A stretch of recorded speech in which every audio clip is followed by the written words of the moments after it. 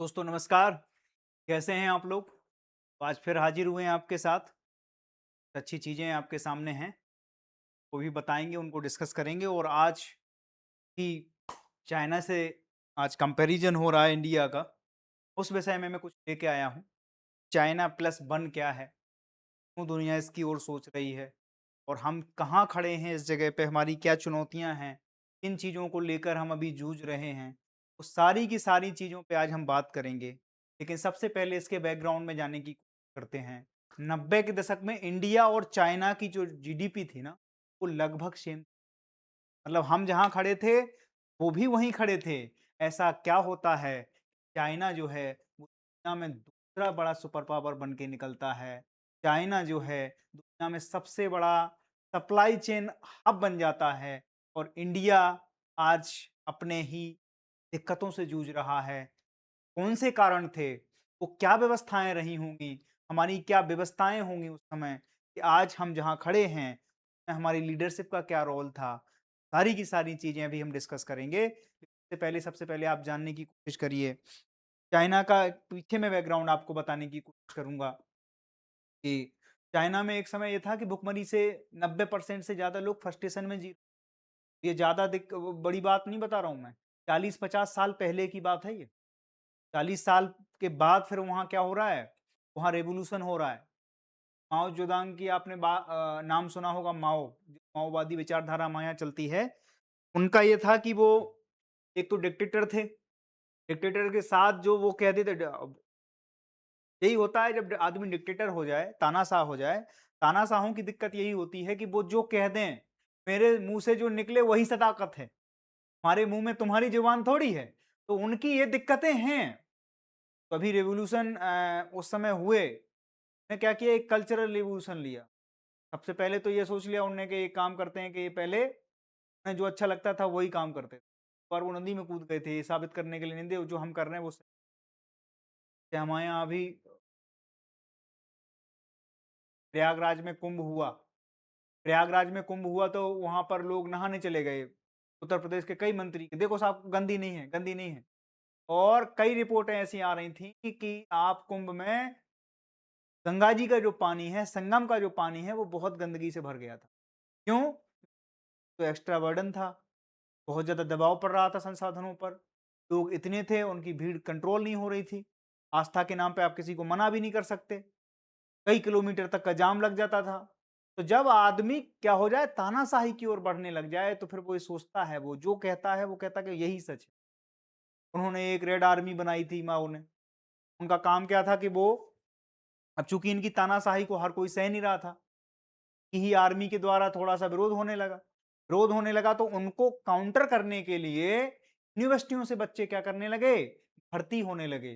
भर्ती होने के बाद एक रेड बैंड बाँध दिया जाता था, रेड आर्मी बोलते थे उसको। और रेड आर्मी का काम क्या है, जो अपने यहाँ माओवादी विचारधारा जो फैली वहीं से तो है। वो जो रेड आर्मी और रेड तरीके के वो फ्लैग होते हैं, उनमें वो कहते हैं लाल सलाम, है ना? कॉमरेड वगैरह जितने भी होते हैं, वो जो चीज़ें हैं वो वहीं से निकली। और उस विचारधारा का मकसद ही यही था कि किसी भी तरीके से अपने खिलाफ उठने वाली हर एक आवाज को हम क्या करेंगे, ब्रूटली क्रैक डाउन कर दें। तो माओ ने वहां पर वो किया। दूसरी चीज उन्होंने एक कल्चरल रिवॉल्यूशन लाए। कल्चरल रिवॉल्यूशन में ये था कि जो भी आपके आसपास दिख रहा है, वो अगर देशद्रोही हो तो उसको सीधा लिंच कर दो, मार दो, खत्म कर दो। अब देशद्रोही कौन है? तो देशद्रोही की परिभाषा इस तरीके से देशभक्त और देशद्रोही की परिभाषा डिसाइड करी। जो माओ के खिलाफ बोल रहा है वो क्या है, देशद्रोही है। और जो माओ के पक्ष में बोल रहा है वो देश, बात समझ में आ गई? इसलिए कि उस चश्मे से मत देखो दुनिया को। ने क्या किया, कल्चरल रेवोल्यूशन, कई लोगों को मार दिया। इसके बाद फिर एक दशक आता है, 70 का दशक आता है, 60 का दशक आता है। 60 के दशक में वो क्या करते हैं, उन बच्चों को मार देते हैं। कई बच्चों की मौत होती है उसके बाद। उन्होंने कहा कि एक काम करते हैं, अब आर्मी कंट्रोल हो गई, बच्चों को कंट्रोल करो। बच्चों को कंट्रोल करने के लिए आर्मी लगा देते हैं और कई लोगों को लिंच कर दिया जाता है, कई लोगों को मारा जाता है। ठीक है? तो इस तरीके से बहुत ज़्यादा विवादित का जो कार्यकाल रहा माओ का, बहुत ज़्यादा विवादित रहता है। कई जगह और चाइना की हालत जो है बदतर हो जाती है। एक समय तो स्थिति इतनी खराब थी, हमसे खराब थी, मैं आपको रियल बता रहा हूँ। आपको लगेगा कि यार ये स्थिति कैसे बता रहे हो आप? मैं आपको बता रहा हूँ कि 95 करोड़ लोग थे उनके पास। 70 के ऐसा क्या किया, को ड्राइविंग फोर्स बनाया। हमारे पास अगर आज 135-40 करोड़ लोग हैं, जेन जिसको हम बोल रहे हैं, इतने सारे काम कर रहे हैं वो, केवल सोशल मीडिया पे रील स्क्रॉल कर रहे हैं, उनका क्या काम, क्या यूटिलाइजेशन ले पा रहे हैं हम? हमने देश में क्या कर दिया? डिजिटल क्रांति लागू कर दी, हमने देश में एआई लागू कर दिया, हमने सारी चीजें, वो कंज्यूमर बन के रहे। वो जो शिलालेख बन सकते थे, अखबार बना के पाया पड़ेगा। और गवर्नमेंट को इस तरफ नहीं सोचेगी तो फिर दिक्कत है। हमारा डिविडेंड क्या हो जाएगा? खत्म हो जाएगा।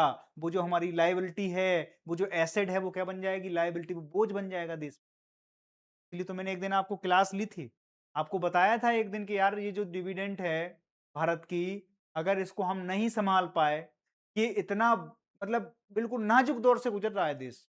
अगर इस पूरी की पूरी चीज को, आप सोचो कोविड आ गया उसी में, कोविड के बाद हमने क्या किया? 1978 में वहां पर रेवोल्यूशन आया, इन्होंने आर्थिक सुधारों की ओर बढ़े वो 1978, और हम कब बढ़े?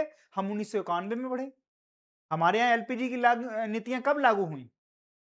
1991 में। 1991 में हमारे यहाँ एलपीजी, ग्लोबलाइजेशन, प्राइवेटाइजेशन और लिबरलाइजेशन की पॉलिसी लागू हुई।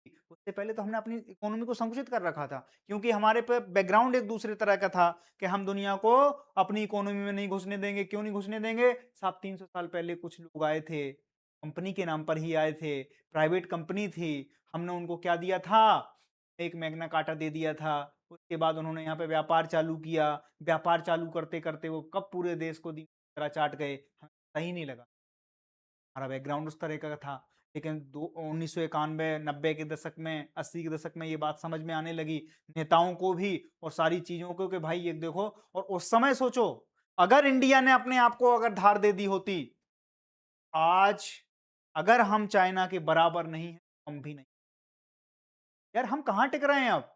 18-20 ट्रिलियन डॉलर की इकोनॉमी बन गई है वो, ग्लोबल सप्लाई चेन का सेंटर बन चुका है चाइना। हम कहां हैं? हम 4 ट्रिलियन 5 ट्रिलियन पे झूल रहे हैं पेंडुलम की तरह। हम कभी चौथी अर्थव्यवस्था बनते हैं, कभी पांचवी सबसे बड़ी अर्थव्यवस्था बनते हैं, कभी छठवीं पे आ जाते हैं, और ये हम दावा करते हैं। चाइना ने क्या किया? दूसरी चीज, हम चाइना से कंपैरिजन बहुत करते हैं। चाइना में रूल रेगुलेशन इतने स्ट्रिक्ट हैं कि वो किसी की नहीं सुनते। अगर उन्होंने कह दिया कि भाई एग्रीकल्चर में यही पॉलिसी, तो वो पॉलिसी कोई वहां किसान आंदोलन नहीं होंगे। और हमारा कंपटीशन तो चाइना ही है। जितने के जितने ये जो आपको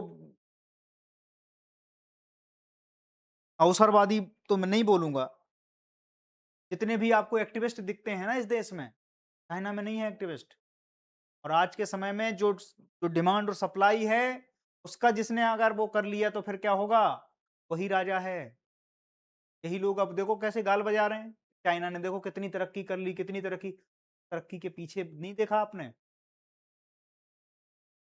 उस तरक्की के पीछे एक सेंट्रल पावर काम करता है, जो किसी की नहीं सुनता दुनिया में। चाइना ने बहुत रोक लिया है यार, उनके यहाँ नहीं चलते ये सब। उनके नहीं चलता इंस्टाग्राम, उनके यहाँ नहीं चलती ये सब रीलबाजी।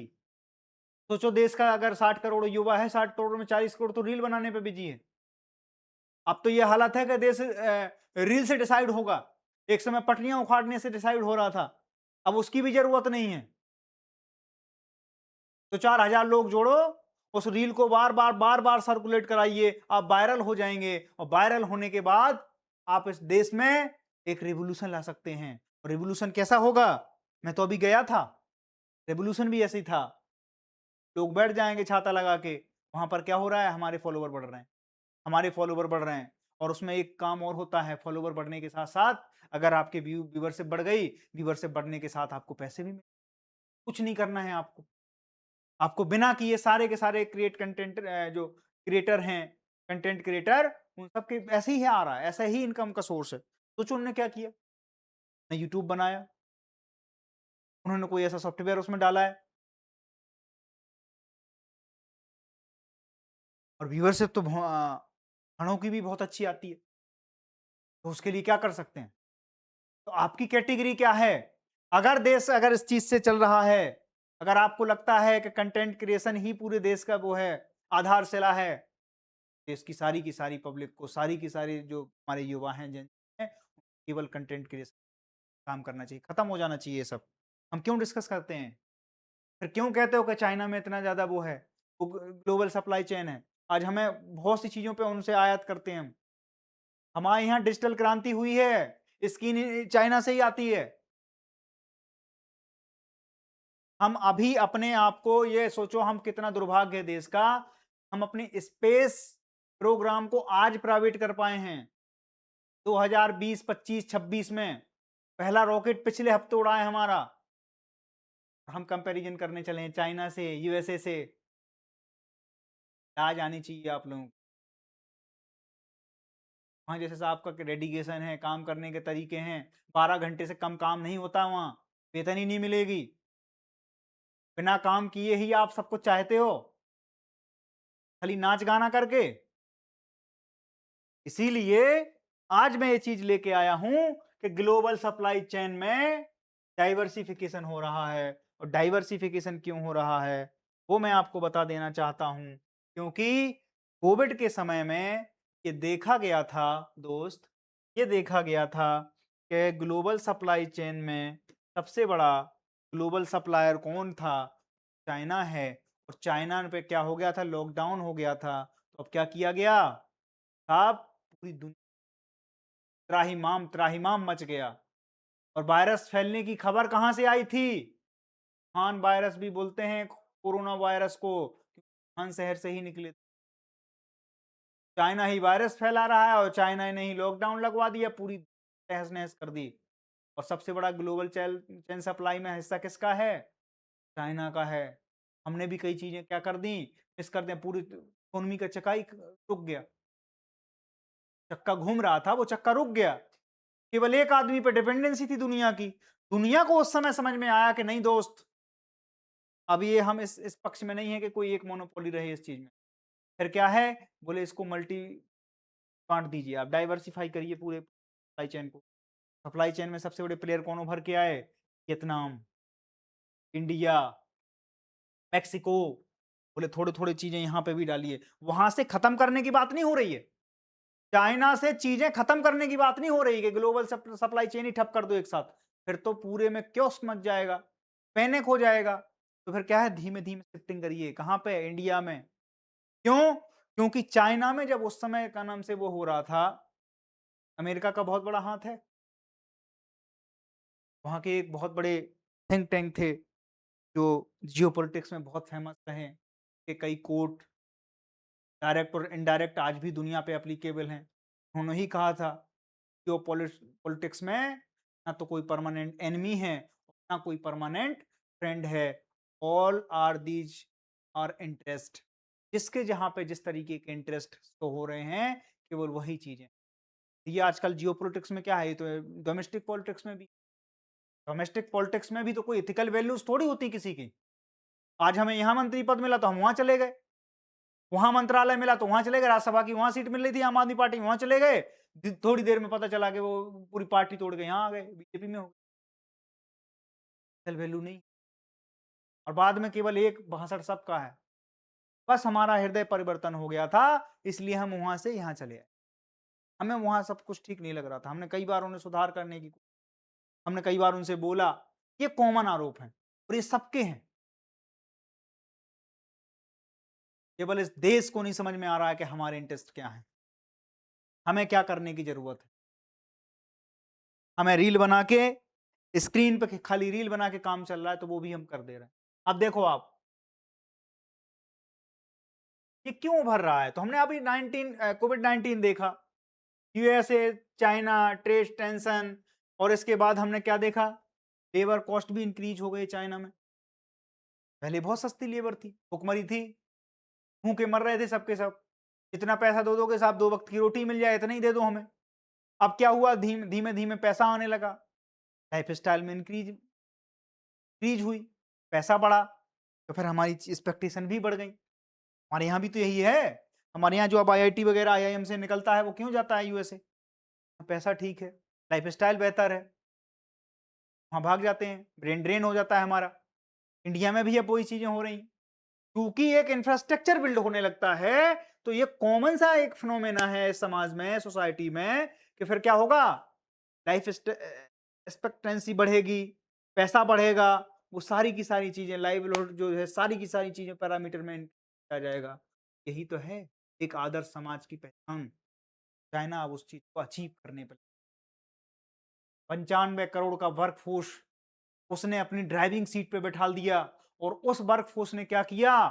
चाइना को 30 साल के अंदर ज़्यादा समय नहीं हुआ चाइना को, 30 साल, पिछले 40 साल और इन 40 सालों में यानी कि 4 दशक में एक नींव डाली गई देश की। नींव डालने के बाद उस पे पिलरिंग की गई और पिलर डालने के बाद एक बुलंद इमारत खड़ी कर दी गई, जिसके सामने दुनिया की बड़ी-बड़ी शक्तियाँ नतमस्तक। अमेरिका खुद कहता है G2, अमेरिका की खुद की गद्दी हिली पड़ी है, पूरे के पूरे पायदान खिंचे पड़े हैं उनके। और ऐसा क्यों हो पा रहा है? वहाँ के लोगों ने, वहाँ के युवाओं ने अपने देश की कमान को सँभाला और सही डायरेक्शन में। हमारे यहाँ ये कोई कहने वाला है? साहब भाड़े के टट्टू राजनीति करने वाले। कोई ये पूछने वाला नहीं है कि साहब क्या है, क्या किस तरीके से। और ये इस सरकार का नहीं, किसी भी सरकार में। किसकी ज़िम्मेदारी थी? एक देश हमारे पैरेलल चल रहा था। हमारे पास भी उतना ही वर्कफ़ोर्स था। उनके पास भी उतना ही वर्कफ़ोर्स था। किसका विज़न था कि आखिर ये सब चीज़ें नहीं होनी चाहिए? 1991 में आके हमें अकल आती है। 13 साल पीछे था केवल देश वो। 13 साल पहले उन्हें सद्बुद्धि आ गई, हमें सद्बुद्धि नहीं आई।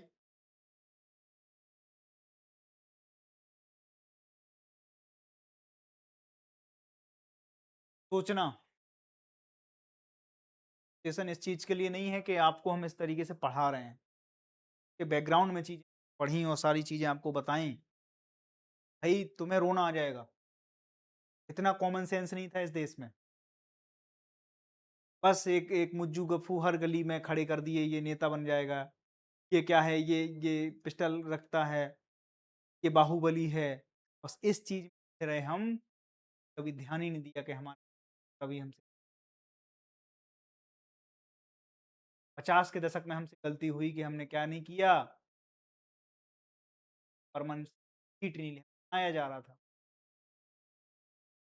ये जो इन्वेस्टमेंट है ये इंडिया के लिए था।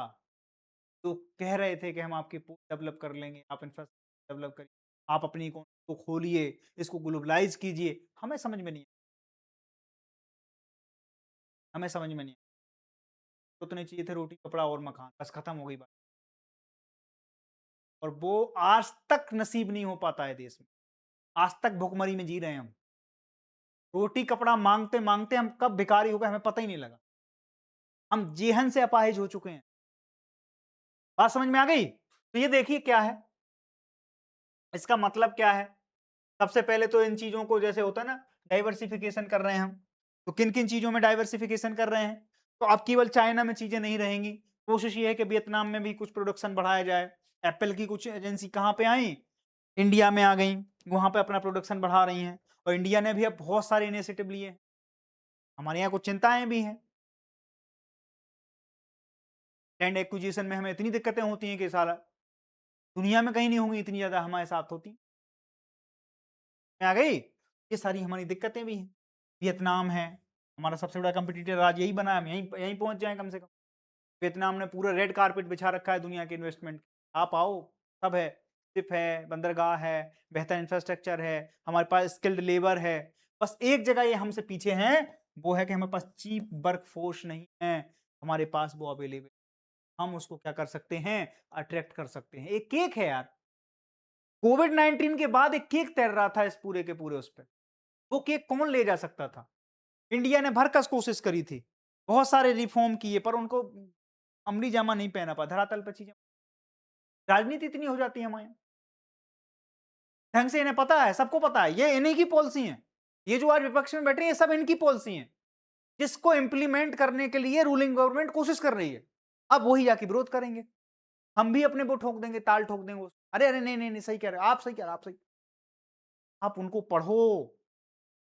12-13 10-11 में वही कह रहे थे ये जो आज ये बोल रहे हैं, क्योंकि रास्ता वही है।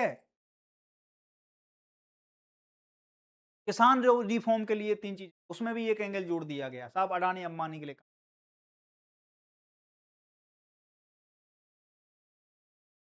अडानी-अंबानी ज़रूरी है। क्यों नहीं है?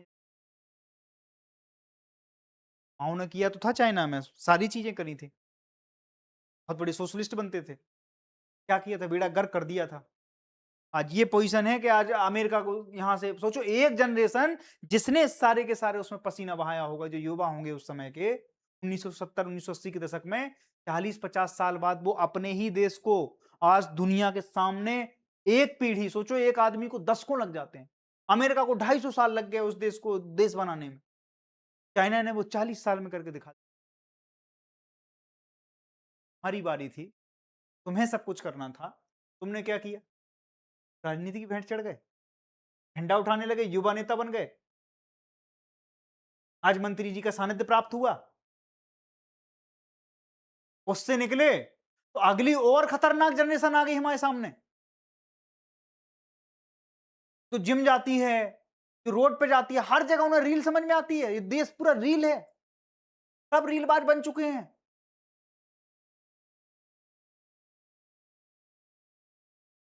ये कोशिश करिए, थोड़ा इधर ध्यान दीजिए यार, अपने आप को अपने स्किल करो। गवर्नमेंट को ये करना चाहिए। इंडिया जो है इस समय लार्ज वर्कफोर्स और ग्रोइंग मार्केट इकोनॉमी है। अब कई तरह के बदलाव गवर्नमेंट कर रही है इसमें। उद्देश्य क्या है इसका?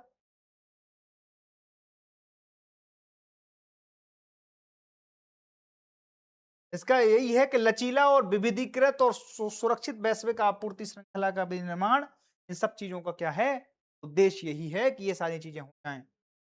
एक ही देश पर अत्यधिक निर्भरता कम करना, आपूर्ति श्रृंखला का एक लचीलेपन का बढ़ावा देना, एकाधिक विनिर्माण केंद्रों का विनिर्माण करना। अब आधिपत्य किसी चीज का खराब होता है, दुनिया कभी स्वीकार नहीं करती। ये भारत कहता है कि भाई हम बाइपोलर वर्ल्ड में विश्वास नहीं रखते, हम मल्टीपोलर वर्ल्ड में विश्वास करते हैं। ऐसी तो हर जगह लागू होता है। सप्लाई चेन में आप देखो, आपके यहाँ दिवाली आती है चाइना से, पूरे के पूरे लाइटिंग, लड़ी, आपके भगवान के कपड़े, वो कितना माइंड एक दिन के त्योहार के लिए आपसे खेल जाता है। क्यों? हाँ, वर्क फोर्स से लेकर इसके लेबर भी हो गई है, और आपको आपकी चीजें चीप तरीके से आप ही के सामने प्रस्तुत। वो दीपक जो हमारे यहाँ कुम्हार बनाता है वो 10 रुपए में देगा, वो चाइना को 8 रुपए में दे के चला जाए। क्या है? क्वांटिटी का खेल है। ने अपने पूरे के पूरे देश को इस तरह से इंफ्रास्ट्रक्चर बिल्ड कर लिया है कि अब उतनी ज्यादा होने, और दूसरी चीज ये भी है, अभी हमने देखा इंडिया उस कोशिश कर रहा था कि उस पूरे के पूरे इन्वेस्टमेंट को अट्रैक्ट कर ले, बीच बीच में चाइना ने गेम खेल दिया। एक एंगल ऑपरेशन सिंदूर में ये भी तो है, वरना क्या वजह थी बताओ आप? हमारा कंपटीशन अब पाकिस्तान से रहा नहीं है, ये रियलिटी है। और हमारा कंपटीशन अब चाइना से भी नहीं रहा है, ये भी रियलिटी है। समय था हमारा कंपटीटर चाइना था, एक समय था जब पाकिस्तान का कंपटीटर इंडिया था। दोनों से दोनों की बाजी निकल गई। अब क्या हो रहा है? अब इनके कंधे पे धर के गोली चला दो। भारत के पास एक बहुत बड़ा चंग था, बहुत बड़ी अपॉर्चुनिटी थी। हमारे पास सबसे चीप लेबर वर्कफोर्स था दुनिया का। हमने कोशिश करी, हमने रेड कारपेट बिछाए, हमने बहुत सारी फ्लेक्सिबिलिटी रखी, हमने अपने लेबर लॉस तक बदले, हमने सारी चीजें करी दुनिया के इन्वेस्टमेंट को अट्रैक्ट करने, और इन्वेस्टमेंट आ भी रहा था। उसी समय एक चीज हो जाती है, क्या? पाकिस्तान कूद पड़ता है बीच में, और हमें न जाने जाने में क्या करना पड़ता है, करना पड़ जाता। उससे हमारी क्या हो गई? और आप देखो, पाकिस्तान को तो जब चाहें तब हम कर दें। अमेरिका ने भी थोड़ा-सा सहयोग दे दिया, आहुति दे दी। टर्की ने भी आहुति दे दी। चाइना तो पूरा बैकबोन बन के घूम रहा था, उसका रीजन था कि अगर इंडिया इस तरफ चला गया, आज कंपनियाँ हमारे यहाँ से निकल रही हैं, अगर इंडिया को मिल गई तो क्या भविष्य में ये हमारा कॉम्पिटिटर बन के उभरे, और हमारे साथ हम वो बर्दाश्त नहीं करें। सोचो उसका इम्पैक्ट क्या पड़ा। आप लोग कभी इस चीज़ को वो नहीं करते, एनालाइज़ नहीं करते। भारत के प्रधानमंत्री को चाइना की विजिट, मुँह नहीं बोल रहे थे गलवान के बाद। देश का प्रधानमंत्री मजबूत होगा ये जरूरी नहीं, लेकिन अगर देश मजबूत होगा, आप देखो, मूर्ख लंपट को भी बिठा दोगे गद्दी पे, वैल्यू है। अमेरिका का राष्ट्रपति गद्दी की वैल्यू है कि वो राष्ट्रपति है, बाकी वो तो हैं तो मूर्ख लंपट ही। यहाँ क्यों सोचती है कि इस तरीके से काम? आपके संस्था की वैल्यू बहुत है, आपके राष्ट्र की के लिए आपको काम करना है, उसके लिए बीजेपी और कांग्रेस और सपा समाजवादी पार्टी नहीं कर। देखिए आप, भारत के पास अवसर क्या है? सेमीकंडक्टर चिप हम खुद बना रहे हैं और दुनिया भर में इसकी डिमांड बहुत हाई है और अब हम क्या बल्क में प्रोडक्शन कर रहे हैं, ठीक है? इसमें हम उन्हें बीट कर सकते हैं चाइना को। हम इसमें इन्वेस्टमेंट अट्रैक्ट कर रहे हैं बहुत बड़े पैमाने पे। एमपी, इसके बाद आपका राजस्थान, इसके बाद बेंगलुरु, कर्नाटका, साउथ की कई जगह पे हैं, जहाँ पर हम ये इन्वेस्टमेंट क्या कर रहे हैं? अट्रैक्ट कर रहे हैं। यहाँ पर हम बहुत बड़ा बूस्ट क्या कर सकते हैं? दे सकते हैं। इससे डायरेक्ट इनडायरेक्ट कितनी 5 लाख नौकरियाँ जनरेट हो रही हैं। हमारे पास एक जो बच्चे हैं, 60 करोड़ से ज़्यादा हमारे पास युवा वर्कफ़ोर्स है, उसको क्या कर सकते हैं? हम नौकरी भी दे सकते हैं। दुनिया भर में अभी तो और स्थितियाँ बिगड़ेंगी। अभी आपको एक प्रोटेस्ट देखने को मिला और भी देखने को मिलेगा, उसका रीज़न समझ लो। क्योंकि जो फ्रस्ट्रेशन है वो बढ़ती जा रही है और फ्रस्ट्रेशन बढ़ने का काम समझो आप। हमारे पास उस तरह का कोई मैकेनिज़्म नहीं है आज के समय में। 95 करोड़ लोग थे चाइना के पास। अगर वो उस समय ढंग का वर्कफ़ोर्स तैयार नहीं कर रहे होते, तो वहाँ फ्रस्ट्रेशन बढ़ चुकी होती और वहाँ पर भी क्या हो गया होता? वहाँ पर भी इसी तरीके के आंदोलन हो। देखो उन्होंने उस चीज़ को सँभाल लिया। अब अमेरिका भी हमारे पीछे पड़ा है कि साहब हम दूसरा चाइना तो नहीं बनने देंगे। तो हमारे पास स्थितियाँ चाइना जैसी भी नहीं हैं, उससे बदतर स्थितियाँ हैं हमारे पास। उसके बाद हमें इस पूरे क्राइसिस से गुज़रना है। इसके लिए आप लोगों की बहुत आवश्यकता है, आप लोगों के विवेक की बहुत आवश्यकता है, आपके स्किल होने की बहुत आवश्यकता है। अगर इस दुनिया में स्किल वर्कफ़ोर्स अगर इंडिया दे ले गया, तो इंडिया फिर इस पूरे क्राइसिस से गुज़र जाएगा, वरना बहुत बड़ा क्राइसिस है। इन सब चीज़ों से बड़ा क्राइसिस अभी आने वाला है। बात समझ में आ गई? ये देखिए आप सेमीकंडक्टर में हमें अवसर मिल रहे हैं। फार्मास्यूटिकल में जो हम बनाते हैं, उसमें हम ग्लोबल सप्लाई चेन में क्या कर सकते हैं? टॉप कर सकते हैं। हम सेमीकंडक्टर में टॉप कर सकते हैं। जो हमें संभावनाएँ दिख रही हैं जिन सेक्टर में। दूसरी चीज़ हम क्या कर सकते हैं? बांग्लादेश वगैरह से भी टेक्सटाइल को हम क्या कर सकते हैं? अप उसमें भी हम अपने झंडे गाड़ सकते हैं। तो ये जो इंडस्ट्री है ना, इनमें हम क्या कर सकते हैं? जैसे जेनेरिक दवाओं में तो इंडिया का कोई सानी है ही नहीं। यहाँ तक कि चाइना से भी ऊपर हैं हम। दुनिया में कोई नहीं टिकता है जेनेरिक दवाओं के मामले में। तो बहुत बड़ा हमारे पास रेवेन्यू। अभी अमेरिका ने इस पे भी बैन लगा दिया हमारे। और खुद के मतलब कई चीज़ें हमें ऐसी लगती हैं कि खुद के पाँव पे कुल्हाड़ी पटक रहे हैं। सबसे बड़ा कंज्यूमर तो यूएसए है। इसको भारत से दवाएँ सस्ती जाती हैं। कर लो आप, उस पे लगा लो, कोई दिक्कत नहीं है। ठीक है? तो ये देखिए आप, इंफ्रास्ट्रक्चर और लॉजिस्टिक, इसमें बहुत बड़ी संभावनाएं, बहुत से पोर्ट वगैरह में इन्वेस्टमेंट करेंगे लोग, क्योंकि उन्हें ये पता चल रहा है कि ग्लोबल सप्लाई चेन में इंडिया एक महत्वपूर्ण प्लेयर बन के उभर रहा है। यहाँ पर बहुत सारा इन्वेस्टमेंट है। यहाँ पर हमें अडानी और अंबानी की जरूरत है। हमारे देश में हमारे पूंजीपतियों को हम सप्रेस नहीं कर सकते, दबाव नहीं दे सकते। आज तो तुम्हें ये स्थितियां समझ में आ रही हैं, 10 साल बाद तुम ही अपने आप को माथा पीट रहे होगे। यार हम हमारे ही खिलाफ खड़े थे क्या? अरे एक परिवार की वेल्थ बढ़ रही है तो वो देश की तो वेल्थ बढ़ रही है। पता चला एयरटेल वहां से यूके ले जाए पूरा पैसा, वो तो देश की भी चली गई और आदमी की भी चली गई। कोई आदमी तो होंगे, देश के ही आदमी होंगे ना जिनको पैसा दिया जा रहा है। यहाँ पर हमारे पूंजीपतियों को आगे आना होगा, यहाँ पर काम करना होगा। तीसरी चीज देखो आप, व्यवसाय करने में आसानी होगी। सिंप्लीफाई रेगुलेशन से सिंगल विंडो सिस्टम क्लियरेंस की जो बात करी, इसमें भी गवर्नमेंट ने अपना काम किया। इसमें भी बहुत ज्यादा क्या है, संभावनाएं बढ़ जाएंगी हमारे पास। ठीक है? कौशल विकास योजनाएं जो हम कल आपको बता रहे थे, है ना, प्रधानमंत्री कौशल विकास योजना 4.0 के बारे में हमने कल बताया था कि उसका क्या हुआ, शिलान्यास हुआ है और उसको क्या किया, इंप्लीमेंट कर दिया गया है। कौशल विकास योजनाएं 2014 से निरंतर चल रही, थोड़ा थोड़ा सबको स्किल किया जा रहा है, किसी की करी जा रही है, तो वर्कफोर्स में सिलाई, किसी को क्या नाम से आईटीआई वगैरह, छोटी छोटी चीजों में, बहुत सारी चीजों में स्किल कर रहे हैं लोग, और वो क्या है, वो एक बड़ा मजबूत वर्कफोर्स बन। बात समझ में आ गई? इसके बाद देखो आप, इसमें चुनौतियां क्या क्या हैं वो देखो आप। लैंड एक्विजिशन हमने बताया, एक बार कहीं की लैंड, अभी जैसे अंडमान निकोबार की लैंड वो हुई एक्विजिशन हुई, कितना बड़ा क्राइसिस आया, कितने हो हल्ला हुआ, जबकि ये भविष्य की जरूरतें हैं। ज़ॉम्बीज़ बन जाओगे आप लोग अगर इसमें हमने अगर अभी ध्यान नहीं दिया तो। हमारे यहाँ दिक्कतें यही हैं। एक ढंग की चीज़ के लिए कोई अगर लैंड माँग रहा है कि साहब हमें यहाँ पे इन्वेस्टमेंट करना है, हमें एक फैक्ट्री लगानी है, इससे रोज़गार जनरेट नहीं, नहीं, नहीं यहाँ पे वो हम तो सख्त खिलाफ हैं अमीरों। बंगाल ने वही किया था, आप ही के देश का मॉडल है। बंगाल कहाँ से कहाँ पहुँच गया। अंग्रेज़ों के ज़माने से सबसे अमीर राज्य था बंगाल और आज बंगाल धूमिल हो चुका है, केवल इन्हीं मानसिकताओं की वजह से, इन्हीं एक्टिविस्टों की वजह से।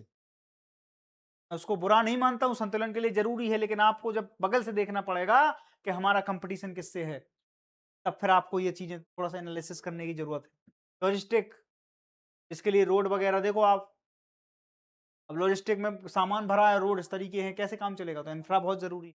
Logistic higher than global average, logistic लागत वैश्विक औसत से अधिक है हमारे पास, तो हमारी चुनौतियाँ हैं। और वो क्यों हैं? क्योंकि रोड अच्छे नहीं हैं। अब बहुत सारा इंफ्रास्ट्रक्चर बन रहा है, चतुर्भुज योजना करके बहुत सारी योजनाएँ हम लेके आए थे। बहुत अच्छा काम चल रहा है। गडकरी साहब अभी क्या हैं? ट्रांसपोर्ट मिनिस्टर हैं। बहुत बेहतरीन रोड बनाए उन्होंने, ठीक है? उस पे भी काम चल रहा है। लिमिटेड स्केल क है ना? Cooperate to the Chinese manufacturing ecosystem. चीनी विनिर्माण पारिस्थितिकी तंत्र की तुलना में सीमित पैमाना, हमारे पास अभी स्केल बहुत कम है। हाँ, बल्क में चीज़ें हो गई क्योंकि पूरी दुनिया का इन्वेस्टमेंट वहाँ पे आ गया। तो उसी चीज़ को बहुत सस्ते में, क्योंकि कोई चीज़ अगर 10 पीस निकलेंगे और 1000 पीस निकले तो कॉमन सी बात है, वहाँ मार्जिन बैठ जाएगा। हमारे पास अभी उतना बड़ा इकोसिस्टम ही नहीं, इकोसिस्टम नहीं उसी बिल्ड कर रहे हैं ये हम। मान लो कि दुनिया भर के ऑर्डर आ गए तो क्या हम इतने झेलने के लिए सक्षम हैं? दुनिया भर ने कहा कि हमारे देश में 80 टन क्या कर दो, आप चीनी भेज दो। इंडिया के पास है क्या उतना कैपेसिटी? कई चीज़ें मान लो हमें दिख रहा है कि ये मार्केट है, पर हमारे पास अभी कुछ सिस्टम ही नहीं बना है। इंफ्रास्ट्रक्चर ही बिल्ड नहीं हुआ है। ठीक है? अब देखो आप, हर चीज़ पे हमें चीन पे निर्भरता है। हमें अगर सेमीकंडक्टर चिप बनानी है तो उसके लिए क्या रेयर अर्थ मिनरल कहाँ से आएँगे? चाइना से आएँगे। हमने एक्सप्लोरेशन पे ध्यान नहीं दिया, हमने आर-एन-डी पे ध्यान नहीं दिया, और जब तक आर-एन-डी बरसों चलती है। 50-50 साल लग जाते हैं एक देश को चीज़ों करने में, तब जाके यहाँ पहुँच पाता है वो।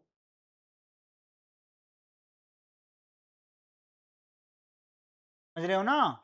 तो ये सारी की सारी चीज़ें हमारे पास इसका अभाव है, इसका प्रभाव हमें क्या करता है? दिखाई देता है। बात समझ में आ गई? अब आप देखो आगे, सुझाव क्या हो सकते हैं? भूमिगत और श्रम सुधारों में सरलीकरण चाहिए हमें। भूमि और श्रम में क्या चाहिए? सरलीकरण। कि अभी लैंड लेबर लॉज़ हमने क्या किए थे? रेक्टिफ़ाई किए थे। कई चीज़ों में हमने सुधार किए हैं। गवर्नमेंट अपने स्तर पे ला रही है, लोग उसमें दबा के विरोध कर। आप देखिए बंदरगाहों, अब हर चीज़ को किससे जोड़ दिया जाता है? हमारे देश में कोई बढ़िया चीज़ हो जाए उसको 2 आदमियों से जोड़ रहे हैं आजकल। ये बहुत अच्छा एक नया ट्रेंड चल पड़ा है इस देश में कि अगर लेबर लॉज़ में सुधार है, अडानी-अंबानी को फ़ायदा पहुँचाने का काम हो रहा है। अरे अडानी-अंबानी के अलावा भी तो कोई प्लेयर हैं, दुनिया आप तक कैसे पहुँचेगी? अगर हमें वो लैंड ही नहीं मिल रही उन्हें कोई सिस्टम ही नहीं यहाँ पे जच रहा है, वो तुम्हारे इन्वेस्टमेंट करने क्यों आएँगे? वो वियतनाम चले जाएँगे, मेक्सिको चले जाएँगे। उन्हें तो हर चीज़ सिम्प्लीफाई चाहिए। ग्राहक को तुमसे क्या मतलब है? तुम्हारी परेशानियों से क्या मतलब है? उसे ये सारी चीज़ें क्या चाहिए? एक बुफ़े में चाहिए सारी चीज़ें। वहाँ पर आपको सिम्प्लीफाई करने की ज़रूरत है। अब वो हमारी इंटरनल पॉलिटिक्स उसमें इन्वॉल्व होती है। बंदरगाहों, गलियारों और बिजली की विश्वसनीयता में निवेश करना ज़रूरी है। हमारे यहाँ बिजली चली जाती है, सोचो। एक आदमी प्रोडक्शन कर रहा है, कितना प्रोडक्शन कर रहा है? पता चला 70 टन कर रहा है दिन का। बिजली चली गई 4 दिन तक, डीपी नहीं रख रही है, ट्रांसफार्मर में फूँका हुआ है, क्या करेगा आदमी? या में आके अब इन्वेस्टमेंट पैसा, कई इंटरेस्ट वगैरह उसका लग रहा है, पैसा उठा रखा है ब्याज पे, कैसे आप तक कोई चीज़ पहुँचे? ये सारी की सारी दिक्कतें भी हैं। के लिए क्या है, विश्वसनीय पे क्या बिजली पे भी निवेश होना चाहिए, क्या हमारी एनर्जी क्राइसिस दूर हो। भागीदारी देशों के साथ गहरे व्यापार समझौते, इसके लिए भारत अभी हर आदमी के साथ एफटीए साइन कर रहा है। यूरोपियन यूनियन के साथ हम एफटीए साइन कर रहे हैं, कई देशों के साथ हम एफटीए लगे हैं साइन पे साइन करने। क्यों? भारत खुद में तो कंज्यूमर है ही, लेकिन हमें क्या वहां तक की रीच मिल जाएगी। अब ये बहुत बड़े सुधार चल रहे हैं, ये सुधार, ये मान लो कि हम ट्रांजिशन फेज में जी रहे हैं बस। जो चाइना ने 1978 में अपने यहाँ रिफॉर्म करे थे, वो इंडिया 2019-20 के बाद अब रिफॉर्म करने जा रहा है। यानी कि हम पूरे के पूरे 30-33 साल लेट हैं। देखते हैं कब तक ये चीजें असर दिखाती हैं। कोशिश तो कर रही गवर्नमेंट हर तरीके से हाथ पांव फुला के, ठीक है। लेकिन हमें लग रहा है कि जब तक ये जो युवा हैं ये बूढ़े ना हो जाएं, और ये युवा बूढ़े हो जाएंगे रील बनाते बनाते, ये सबसे बड़ा दुर्भाग्य है। खुद के ऊपर रील बना रहे होंगे कि देखो हम लेजी हैं, देखो हम आलसी हैं, हम 18 घंटे सोशल मीडिया पे देते हैं। ये उपलब्धि है आपकी कि आप 18 घंटे एक एक एक छोटा सा कोई चीज बनाई है उन लोगों ने, उस पे आप अपना पूरा 18 घंटे दे रहे हो। ये उपलब्धि है आपकी। इधर देखते हैं आप, हमें हर चीज के ऊपर जब हम कहते हैं कि हमारी निर्भरता कहाँ है, आयात हम बहुत ज्यादा करते हैं हर चीज में, हमें चीन डिपेंडेंसी के लिए R&D करके हमें आत्मनिर्भर बनना होगा। अगर हम आत्मनिर्भर नहीं बनेंगे तो फिर इसमें हम कुछ कोई चीज कर पाएंगे। सारी की सारी चीजें पे दूसरों पे आप वो कांग्रेस बीजेपी ने नहीं किया था, हमारे युवा ही निकम्मे थे। ये सारी चीजें नहीं है, ठीक है। अब रिलेटेड कॉन्सेप्ट क्या है, जैसे PLI योजना है, ठीक है, उत्पादन को बढ़ाने के लिए हमने लिया। आत्मनिर्भर भारत स्वदेशी क्षमता को विकसित करने के लिए FTA नेगोशिएशन हम हर चीजों में कर रहे हैं जिसमें बाधाएं आ रही हैं। अमेरिका वगैरह के साथ भी हमारी बहुत सी चीजें चल रही नेगोशिएशन में, ठीक है। Ease of doing business, business ranking, सब पे गवर्नमेंट बहुत तरीके से काम करने पे आमादा है, और वो सारी चीजें हमें क्या करने पे हमें देखने को भी मिलती। अब देखो इसका एक पूरा का पूरा एक सिनॉप्सिस हमने बनाया, ठीक है। चाइना के बाद दूसरी चीजों पे सप्लाई चेन की क्या कर रहे हैं हम, निर्भरता बना रहे हैं, जिसमें इंडिया है, वियतनाम है, मैक्सिको है। भारत की स्थिति क्या है, वर्कफोर्स अच्छा है, ठीक है। Companies keep China operation but add on the, कंपनियां चीन में संचालित जारी रखना चाहती हैं लेकिन एक वैकल्पिक विनिर्माण आधार हमें विकसित करने की, ठीक है। कोविड-19 के बाद हमने जो देखी, उसके बाद दुनिया को ये रियलाइज हुआ कि एक व्यक्ति एक देश पर निर्भरता ठीक नहीं, ठीक है। उसका बहुत सारी चीजें हम कहाँ-कहाँ अपनी चीज कर सकते हैं, कहाँ-कहाँ झंडे गाड़ सकते हैं, ये सारे के सारे सेक्टर हैं। हमारी चुनौतियाँ क्या हैं, चाइना के साथ हमारा कंपटीशन किस तरीके से है, वहाँ पर क्या चीज़ें हो चुकी हैं। 35 साल, 40 साल का गैप है उनकी इकोनॉमी और अपनी इकोनॉमी में तरक्की में, ठीक है। समय तो सेम ही चल रहा है उनका और हमारा। हमारे यहाँ भी 2026 चल रहा है, वहाँ पर भी 2026 चल रहा है, लेकिन हम यहाँ चूक गए। हम अपने ज़हनी दिमाग से ये चूक गए, ये हमसे कितने 40 साल आगे हैं, हम इनसे साल पीछे हो चुके। इस चीज के लिए हमारी लीडरशिप, हमारी पॉलिसीज, हमारे पॉलिसी मेकर, सब लोग सामूहिक रूप से जिम्मेदार। बात समझ में आ गई? तो ये सारी की सारी चीजें जो मैंने आपको क्या किया, बताया, और इसमें क्या है, सामूहिक जिम्मेदारी सभी की है, ठीक है। अब देखो आप अगला टॉपिक देखो, गवर्नर के बारे में हमने बताया आपको। गवर्नर की भूमिका क्या होती है? गवर्नर की भूमिका सबसे पहले तो आप देखो, राज्य जो विपक्ष में होंगे वो ये कहेंगे कि साहब ये तो केंद्र केंद्र का एजेंट बिठा देते हैं हर राज्य में। गवर्नर क्या है, सबसे बड़ा सुप्रीम पद होता है संवैधानिक उस राज्य में। किसी भी राज्य का सुप्रीम पद जो है, सुप्रीम जो है, वो उस राज्य का कौन होता है, गवर्नर। संवैधानिक सबसे बड़ा पद है गवर्नर, ठीक है। राज्यपाल राज्य का संवैधानिक प्रमुख होता है, संवैधानिक प्रमुख है उस राज्य का, ठीक है। Governor is the constitutional head of the state, ठीक है। सबसे पहले तो ये ध्यान में रखना, अपने ये MCQ वगैरह में आ जाते हैं, ठीक है। तो वहां का क्या है, संवैधानिक प्रमुख होता है। दूसरी चीज है कि राज्यपाल की नियुक्ति भारत के राष्ट्रपति द्वारा की जाती है। अभी यहीं पे पेंच फंस जाता है, राज्यपाल की नियुक्ति कौन करता है, राष्ट्रपति करता है। राष्ट्रपति किसका होता है, तो कोशिश ये की जाती है कि जो रूलिंग गवर्नमेंट है वो अपने हिसाब का क्या है, राष्ट्रपति रखता है। और राष्ट्रपति जैसे उसने नियुक्त कर दिया या उसका चुनाव उसने जीत लिया, राष्ट्रपति उनका है, फिर क्या है, इसमें बहुत ज्यादा संभावनाएं हैं कि ये क्या है, 22 तरीके से अपने हिसाब का व्यक्ति उस राज्य में क्या सत्ता की हाईजैकिंग में चला जाता है। राज्यपाल के काम बहुत सारे होते हैं, कुलपतियों की नियुक्ति में इनका बड़ा रोल होता है। अब कई बार होता है कि यूनिवर्सिटी में कोई चला, स्टेट के अंडर में आ रही यूनिवर्सिटी, और वहां का हेड कौन है, तो BC है, वाइस चांसलर है, कुलपति है। कुलपति की नियुक्ति कहां से हो रही है, राज्यपाल से। राज्यपाल की नियुक्ति कौन कर रहा है, तो वो राष्ट्रपति करता है।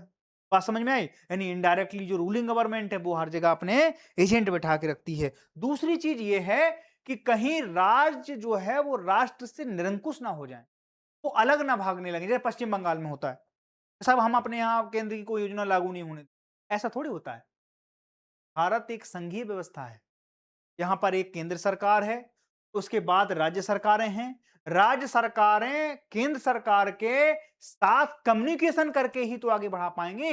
ऐसा थोड़ी होगा कि उन्होंने कहा कि हमारे पास क्या है, तेलंगाना बोले हमारे पास है, यूपीए गवर्नमेंट के पास है या एनडीए गठबंधन के पास है, हम भाई इंडिया एनडीए गवर्नमेंट गवर्नमेंट के कोई भी रेगुलेशन यहाँ लागू नहीं होने चलने ही नहीं देंगे।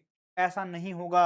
अगर ऐसा होगा तो हर जगह खींचतान हो जाएगी, कोलैप्स कर जाएंगी चीज। तो उन चीजों को भी बैलेंस करने के लिए ये क्या बैलेंसिंग व्हील का काम करते हैं।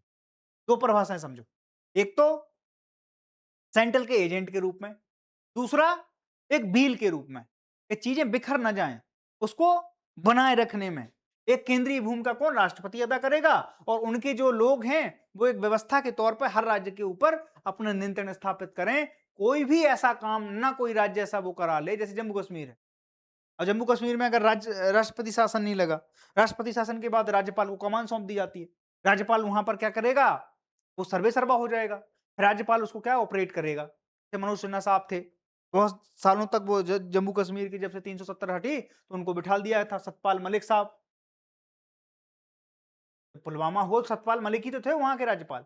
वो क्या कर रहे थे, वो संवैधानिक प्रमुख थे उस राज्य के। तो संवैधानिक प्रमुख होने के नाते वो पूरे के पूरे गवर्निंग बॉडी के हेड थे। पूरा राज्य वही चला रहे, मशीन पूरी उन्हीं के हाथ में। दूसरी जनरली किसके हाथ में होती है, तो जहां जो जनता चुनती है, जिस जिस राज्य का मुख्यमंत्री वो चुनेंगे वो उसको क्या करेंगे, गवर्न करेंगे। लेकिन उनके ऊपर क्या बैठा है, संवैधानिक प्रमुख पद।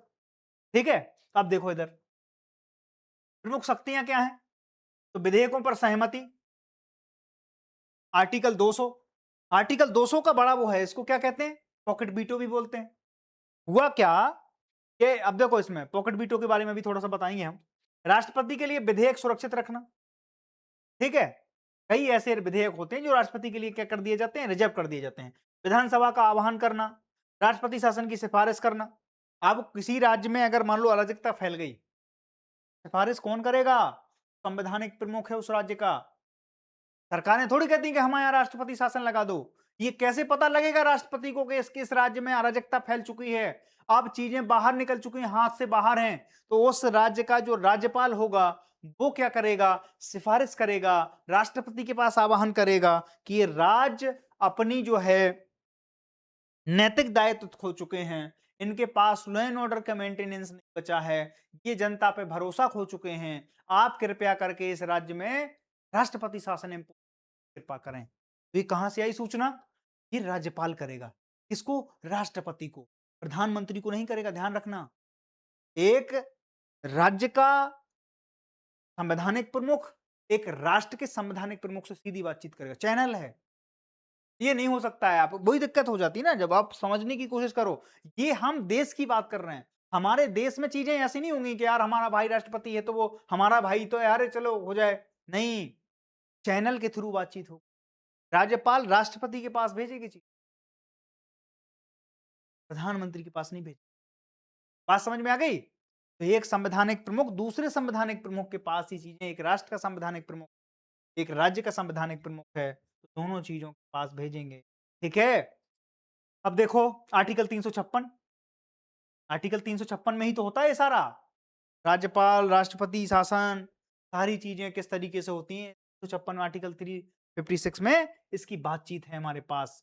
राज्यपाल केंद्र और राज्य के बीच में एक सेतु का काम भी करता है, जो संविधान के दायरे में रहकर कार्य कराता है। ध्यान रखना, कोई राज्य अगर निरंकुश है, कोई राज्य इस तरीके की चीज अगर पारित करना चाहता है, मान लो पूर्ण बहुमत में है किसी राज्य में, वो कह दे कि कोई ऐसी चीज जो देश के इंटरेस्ट को हट करती है, तो क्या करेंगे कि साहब फिर वो मान लो विधानसभा ने पारित कर लिया, अब आएगा किसके पास, राज्यपाल के पास। राज्यपाल उसको कहां फॉरवर्ड कर देगा, कई ऐसे विषय होते हैं जो हम आपको बता रहे हैं ना, तो राष्ट्रपति के लिए विधेयक सुरक्षित रखते हैं तो वो इनके पास भेज देंगे। ये क्या करेंगे, कानूनी सहायता लेंगे, किससे, देश के सीजीआई से, चीफ जस्टिस ऑफ इंडिया। कई बार उनको क्या करते हैं, सजेशन देते हैं, सुझाव देते हैं कि ये आप कर सकते हो। बात समझ में आ गई। तो वो अपने क्या बुलाएंगे, विद्वान व्यक्ति बुलाएंगे जिनको इसकी संविधान की समझ है, कहेंगे यार ये देखो ये ऐसा तो नहीं है कि पूरे नेशनल इंटरेस्ट के को ही हेड कर रहा है। अगर उन्होंने व्याख्या कर दी कि ये चीजें गलत हैं, ये ऐसी नहीं, तो फिर क्या होगा, वो विधेयक वापस हो जाएगा। बात समझ में आ गई? तो ये पूरी की पूरी जो है पटकथा है इस तरीके से। अब देखो, राज्यपाल की नियुक्ति भारत के राष्ट्रपति द्वारा की जाती है, ठीक है। अब देखो आप, विवेकाधीन बनाम मंत्रिपरिषद की सलाह पर आधारित शक्तियां कौन कौन सी? तो स्वविवेक, कुछ परिस्थितियों में राज्यपाल अपने विवेक से कार्य करता है। सामान्यतः राज्यपाल मंत्री परिषद की सलाह पर कार्य करता है। सलाहकारी आदमी है ये, एडवाइजरी। कोई भी अगर वो है तो राज्यपाल क्या करता है, किसी कोई विधेयक अगर किसी विधानसभा ने पारित किया, उस पर क्या कर सकता है, उस पर या तो वो उसको मना करेगा, या फिर पुनर्विचार के लिए भाग वो करेगा, या फिर उसको क्या कर देगा, अप्रूव कर देगा, या फिर वो क्या कहेगा कि हमें थोड़ा सा समय चाहिए, इसमें हम समझ के बताएंगे आप। ये जो दो आर्टिकल 200 है, विधेयकों पर क्या होगा, सहमति के लिए समय मांगा जाता है, इसका बहुत दुरुपयोग करते थे। इसका भी मैं बताऊंगा, एक सुप्रीम कोर्ट में केस आया था, इसमें सुप्रीम कोर्ट ने वर्डिक्ट भी दिया था कि भाई इसमें कितना समय ले सकते हो। अब इसको क्या कहते हैं, पॉकेट वीटो बोलते हैं। पहले इसका इस्तेमाल बहुत होता था कि एक राष्ट्रपति के पास, मान लो राज्यपाल के पास कोई विधेयक आया, अब वो केंद्र के इंटरेस्ट में नहीं है कोई चीज, तो वो क्या करते थे, केंद्र वाले क्या करते थे, उसको क्या कर देते थे, इशारा कर देते थे कि राज्यपाल साहब, गवर्नर साहब, एक काम करो, इसको थोड़ा सा रख लो। अब संविधान में ये नहीं था कहीं पे भी कि ये कितने दिनों के लिए आप विचार के लिए रख सकते हैं अपने पास। तो क्या कर लिया, उन्हें जेब में डाल लिया। हम बताएंगे आपको, समझ के बताएंगे, समझ के बता रहे हैं। ये कहीं नहीं लिखा था कि आपको 10 दिन में बताना है समझ के, कि आपको 20 दिन में बताना है। पहले स्टेट बैंक का था ना कि हम लंच करके बताएं, अब लंच कितने बजे होगा पता नहीं, कितने बजे भी लंच हो रहा है। के बाद जब चीजों का दुरुपयोग करो तो फिर क्या हो जाता है, उस पर स्ट्रिक्ट बनती हैं। सुप्रीम कोर्ट ने फिर इसको व्याख्या किया, और उसके बाद एक कान वो दिया, वर्डिक्ट दिया अपना, वो बहुत फेमस वर्डिक्ट है। आप देखो इधर 1994 में, है ना, एक वर्डिक्ट दिया जिसमें एसआर मुंबईया केस जो है उसके बारे में इसमें वर्डिक्ट दिया था। आर्टिकल 153, 162, 153 और 162 न्यायालय राज्यपाल के से संबंधित सामान्य प्रावधान हैं, जबकि आर्टिकल 200 जो है विधेयकों पर राज्यपाल की स्वीकृति और राष्ट्रपति शासन 500 कितने में है, 356 में है, सॉरी 356 में, ठीक है। तो अब देखो दुर्लभ परिस्थितियों में क्या हो सकता है, इसमें क्या हुआ कि अनुच्छेद 200 के तहत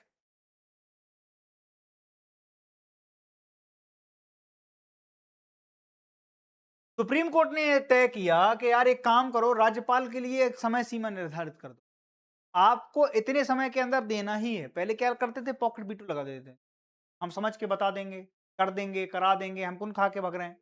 इस पे फिर सुप्रीम कोर्ट सख्त हुआ कि ऐसा थोड़ी है, तुम 20 साल के लिए टांग दो, राज्य की तो वो स्थिति खराब हो जाएगी ना, जनता के पास दबाव देता भी है उसकी। आर्टिकल 75 और आर्टिकल 124 यही तो कहते हैं कि अकाउंटेबिलिटी। अब उन्हें वोट मांगने तो किसको जाना है, वहां की मंत्रिपरिषद को जाना है जो राज्य की है।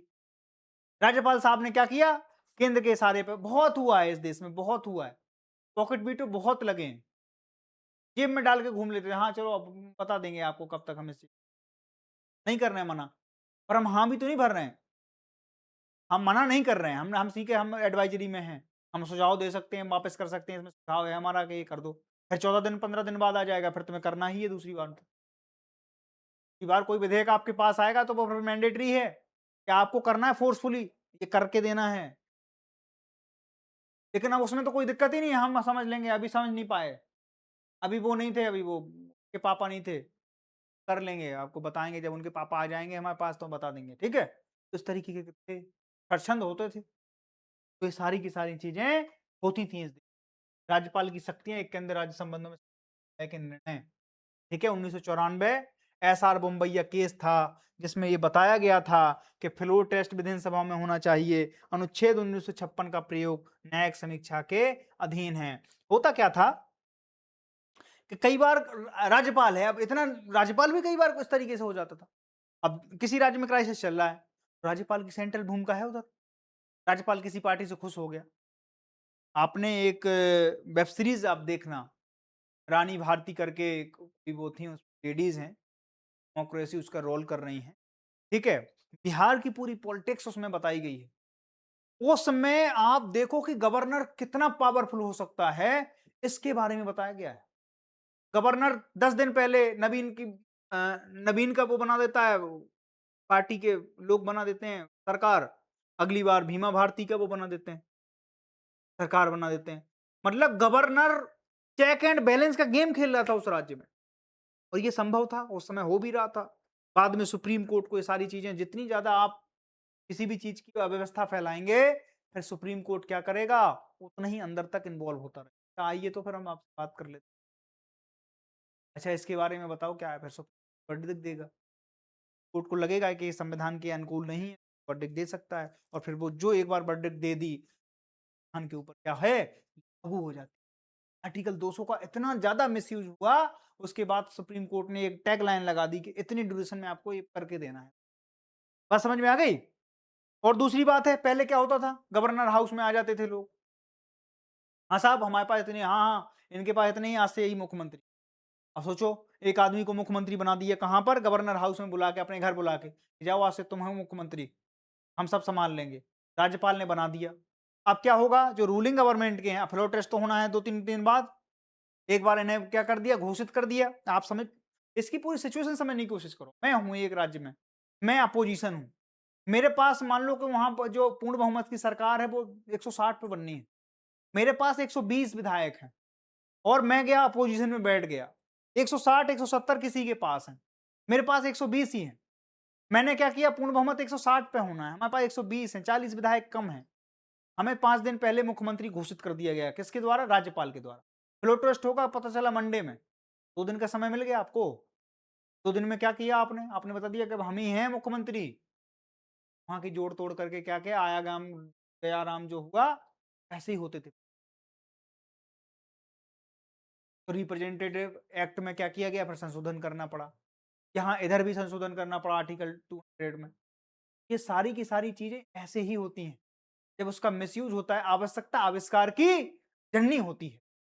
आप किसी चीज का दुरुपयोग करेंगे तो फिर उसको प्रोटेक्ट करने के लिए सुप्रीम कोर्ट हमेशा खड़ा है। बात समझ में आ गई? अब तो देश के सीजीआई साहब भी कह रहे हैं कि पुलिस की लाठी जो थी, साहब लाठी चली क्यों थी। खैर ये बात आपके लिए है, आप जानते हैं इसके की में कौन था। ठीक है, अब देखो, आप चिंता देखो, केंद्र राज्य संबंध में कहां भी दिक्कत होती है, और राज्यपाल की है। किसी भी केंद्र और राज्य के बीच में संबंध खराब होने या संबंध अच्छे होने में गवर्नर का बहुत बड़ा रोल होता है। अब संबंध खराब कैसे होते हैं, विधेयकों पर विलंबन मंजूरी, राज्य विधेयकों पर अनिश्चितकालीन विलंबन से विधायी प्रक्रिया प्रभावित होती है, जो हमने आर्टिकल 200 का जिक्र किया वो यही है।